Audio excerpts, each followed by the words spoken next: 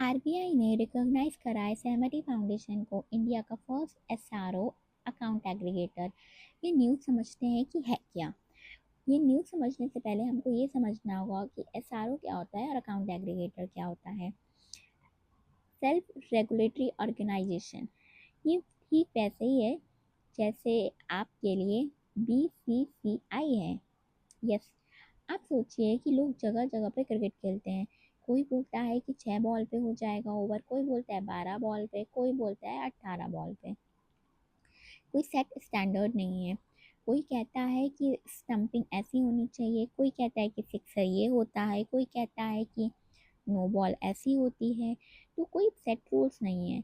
ऐसे में बीसीसीआई क्या करता है, रूल्स को रेगुलेट कर देता है कि भाई 6 बॉल पे 1 ओवर हो जाएगा।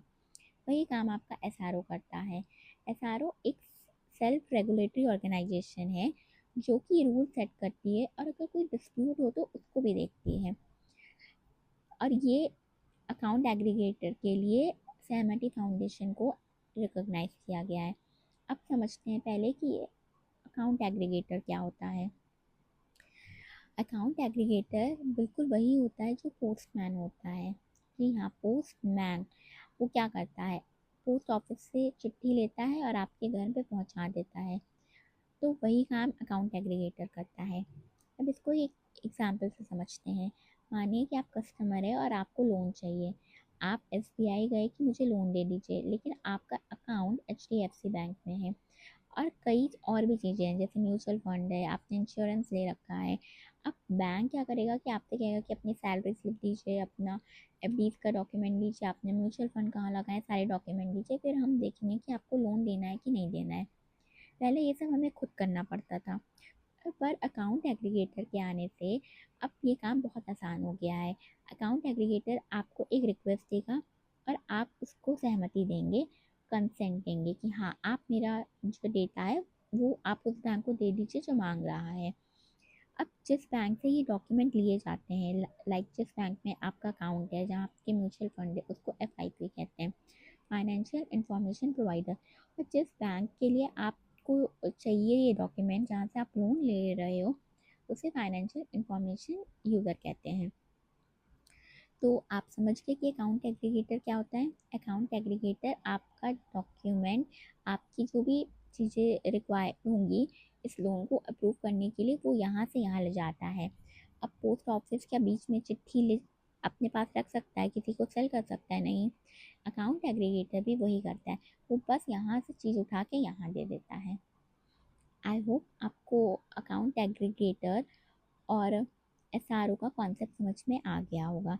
तो सहमति फाउंडेशन हमारी लिए फर्स्ट सेल्फ रेगुलेटरी ऑर्गेनाइजेशन बनी है अकाउंट एग्रीगेटर इकोसिस्टम के लिए। ये याद रखिएगा, क्योंकि एसआरओ का कॉन्सेप्ट तो पहले से ही है किसी ना किसी के लिए, तो इसके लिए बनी है।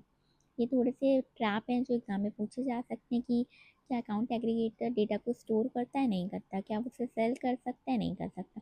वो सिर्फ डेटा को ट्रांसफ़र करता है कस्टमर की कंसेंट से, वो भी जैसे यूपीआई ट्रांसफ़र करता है पैसे को, वैसे ही अकाउंट एग्रीगेटर ट्रांसफ़र करता है डेटा को। ठीक है। और ये क्यों मैटर करता है, इम्पोर्टेंट है, क्योंकि ये बेटर एक्सेस देता है, डेटा गवर्नेंस सिक्योरिटी देता है, फिनटेक इनोवेशन देता है, कि डिजिटली हमें बेटर प्लेटफॉर्म प्रोवाइड करता है। इसलिए तो आपको आई होप समझ में आ गया होगा। ये प्रीलिम का क्वेश्चन है, आप कर लेंगे। इसमें वही पूछा गया है कि account aggregator are regulated by RBI. Account aggregator can store and monetize customer data. Data sharing occurs only after customer consent. तो पहला और तीसरा तो सही है, पर ये दूसरा वाला सही नहीं है, क्योंकि अकाउंट एग्रीगेटर कभी भी अपना आपका डेटा स्टोर नहीं कर सकता, सेल नहीं कर सकता, मोनेटाइज नहीं कर सकता। अगर आपको ये वीडियो अच्छा लगा हो, समझ में आया हो, तो लाइक शेयर एंड सब्सक्राइब।